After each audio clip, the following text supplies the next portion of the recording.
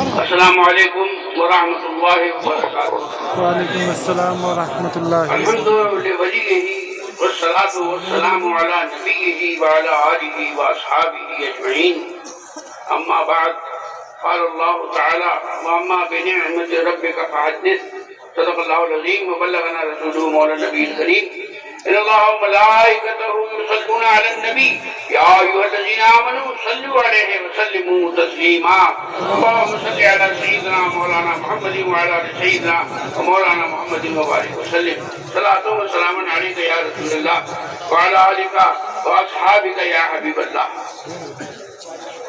ممبر رسول پر جلوہ افروز علماء کرام، مشائخ اعظام، مفتیان ذوی احترام، مذہبی شاعروں، محترم بزرگوں، عزیز ساتھیوں، نوجوان دوستوں اور پیارے بچوں، یہ 100ویں عرس کی آخری تقریب ہے جسے قل شریف کی تقریب کہا جاتا ہے۔ اور اب ہم سے ہمارے مشائخ پوچھ رہے ہیں کہ قل کیا کہہ رہے ہو، کیا چاہیے مانگو، تو ہم اپنی دل کی تمام گہرائیوں سے شکرانہ ادا کرتے ہیں کہ اللہ تبارک و تعالیٰ نے اس چھوٹے سے قصبے میں ہمیں اتنی بڑی تقریب کا ادا کرنے کا موقع دیا۔ ہم کوئی عمر کا پٹا لکھا کے نہیں لائے، جب تک ہے تب تک ہے، تو ہم دعا یہ کرتے ہیں کہ ہمارے بعد آنے والے ہمارے بچے بھی ہماری طریقے پہ اٹھیں اور ہماری طریقے پہ اس کام کو انجام دیں۔ ہمارے والد ماجد رحمۃ اللہ علیہ نے فرمایا تھا کہ جو مسلک احمد رضا سے ہٹ جائے اس سے میرا کوئی تعلق نہیں ہے اور میں اس کی کسی طرح کی گارنٹی نہیں دے سکتا ہوں۔ تو میں اپنے بچوں کو، جس میں امان ہیں، عثمان ہیں، نبیل ہیں، ناظم ہیں، حسان ہیں، حیدر ہیں، ان سب کو یہ نصیحت کرتا ہوں کہ جب تک زندہ رہو مسلک اعلیٰ حضرت کے لیے کام کرتے رہنا۔ اور کوئی مشین ایسی نہیں ہے کہ جو سننے والے کے کان میں لگا دی جائے، لیکن اس طرح تربیت کرو کہ بچے ہمارے مسلک اعلیٰ حضرت پر قائم رہیں۔ مسلک اعلیٰ حضرت سے کچھ لوگ ایسا ڈرتے ہیں جیسا کچوجے شریف کے چراغ سے جنات ڈرتا ہے۔ یہاں نام آیا بریلی شریف کا اور کچھ لوگوں کی پیشانی سکڑ جاتی ہے، ناک پھولنے لگتی ہے، لیکن مسلک اعلیٰ حضرت کوئی سوداگران محلے کی بنائے ہوا مسلک نہیں ہے، بلکہ یہ وہ مسلک ہے جو سیدنا ابوبکر صدیق کا مسلک تھا، سیدنا عمر فاروق کا مسلک تھا، سیدنا عثمان غنی کا مسلک تھا، سیدنا مرتضیٰ علی کا مسلک تھا، حضرت حسین کا مسلک تھا، غوث عالم کا مسلک تھا، خواجہ ہندوستان کا مسلک تھا۔ یہ وہی مسلک ہے جو اعلیٰ حضرت نے اس مسلک کو آسان زبان میں ہم کو سب کو سمجھا دیا۔ تو مسلک اعلیٰ حضرت کی بہت مختصر تعریف یہ ہے کہ اللہ کے نبی، اللہ کے رسول صلی اللہ علیہ وسلم کو ویسا جانیے اور ویسا مانیے جو رب تبارک و تعالیٰ کی مرضی کے مطابق۔ بس یہ ہے مسلک اعلیٰ حضرت۔ رسول اللہ صلی اللہ علیہ وسلم کا عشق اس مسلک کی ریڑھ کی ہڈی ہے، جس میں پورا بدن قائم ہوتا ہے۔ تو میرے عزیزوں، مسلک اعلیٰ حضرت پر مضبوطی سے قائم رہو۔ اور ہمارے کچھ عزیز بھی ہیں، سید اویس میاں بلگرام شریف سے تشریف لائے ہیں، حضرت غالب میاں شیخ پور سے تشریف لائے ہیں، اور ان کی خانقاہ سہروردیہ سلسلے کی بہت اہم خانقاہوں میں ہے۔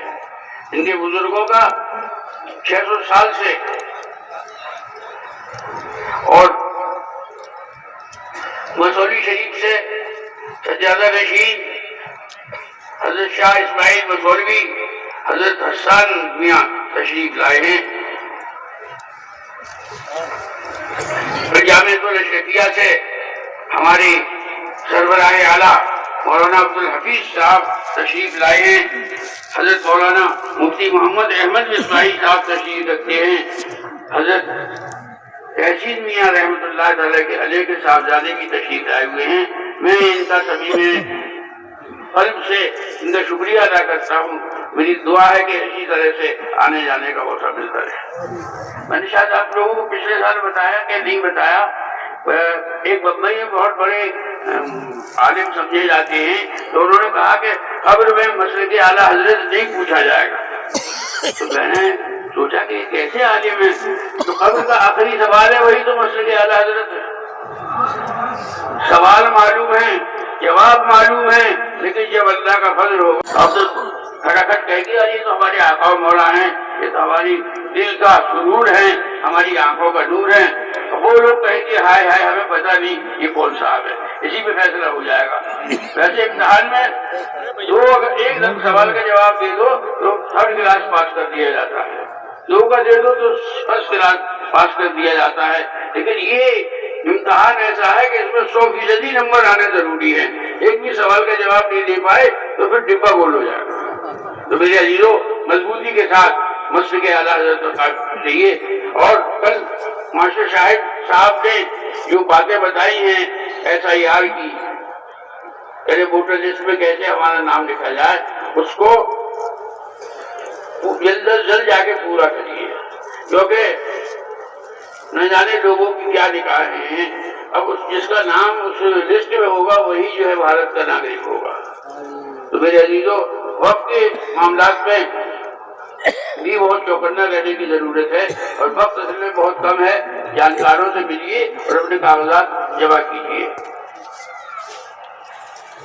اس وقت مجھے اپنا پیارا بھتیجا سید برکات حیدر مرحوم بہت یاد آ رہا ہے.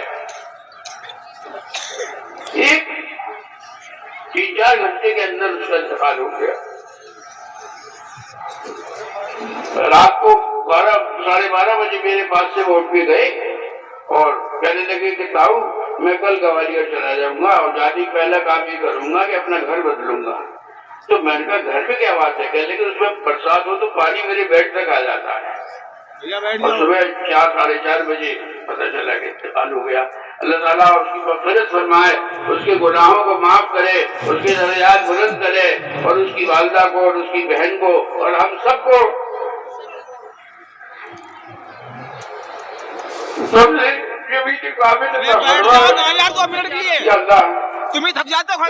ہمارے پیر بھائی ہدایت اللہ صاحب وہ بھی چٹپٹ ہو گئے 2 منٹ میں، اور انہوں نے خانقاہ کی اور سنیت کی اتنی خدمت کی کہ اس کا ثواب انہیں اللہ تعالیٰ کے یہی ملے گا. اور ہمارے عزیز محمد حسنین برکاتی کی والدہ ان کی اہلیہ شمیم بھابی وہ بھی اس 2 منٹ میں رخصت ہو گئی.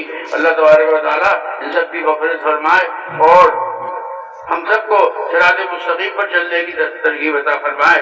اب کل کا وقت قریب ہے اور 3 دن سے برابر آپ لوگوں کے لیے دعائیں کی جا رہی ہیں، اور جس سے دعا کی جاتی ہے وہ تو عالم الغیب میں شہادہ ہے. یعنی وہ سب جانتا ہے کہ وہ بندے کے دل میں کیا بات ہے.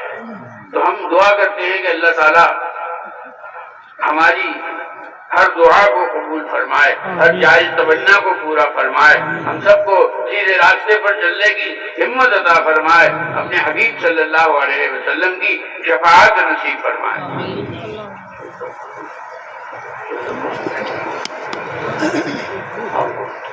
اچھا، کل شریف شروع ہوتا ہے، پڑھیے بسم اللہ الرحمن الرحیم.